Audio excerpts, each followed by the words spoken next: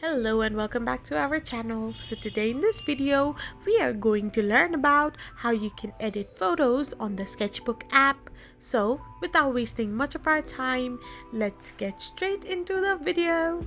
So first and foremost, all you need to do is simply tap open your Sketchbook app, and once your app gets opened up, you will end up in a blank sheet page. Now simply press on the grid-like option, and from here press on import image. Now simply import the image you want to edit from your drive or gallery, and once you have imported your image, you can simply use a one finger or two finger tap to edit it as your wish and preference. So you can rotate it, you can crop it, or you can also use colors in it to edit and mold it as per your liking. So in this way, you can edit your photos in your Sketchbook app.